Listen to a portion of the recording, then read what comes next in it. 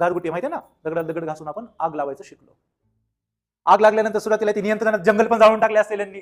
विजवायचं माहित नसेल ना कसं, हाताने पायने एकदा वाढल्यानंतर काय त्यातले 2-4 तर झुलसून गेले असतील ती विजवता. म्हणजे मग ते ईश्वराने घेतले, ते आगीने घेतले, मग ते वेगळ्या कथा बनल्या आणखी, घाबरून हे करून ते करून अग्नीला. कारण की अग्नी डायरेक्ट मारते, डायरेक्ट भस्मच करून टाकते. किती मोठी गोष्ट आहे ही.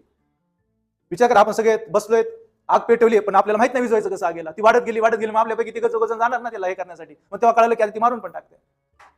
असे किती ट्रायल आणि एरर्स घेतले असते. मग त्याच्यानंतर आपण त्याला कंट्रोल करायला शिकलो. आणि एकदा आग कंट्रोल झाली तर झालं, सुरुवातच झाली आपली. मग आपण काय करू लागलो, आग लावू लागलो, आग विजू लागलो. ती जाग आपण लाकडावरून घेऊन जातो. सिंहाला म्हणतो, येतो का रे बाबा, चल ये. चावतो का, चल ये चिडवत होतो आपण, सिंहा ये, येतो का, चावतो का, बिंदास. आता त्याच्या घरात गुहेच्या बाहेर आहे का, ते मध्ये आहेस का तू, चल ये.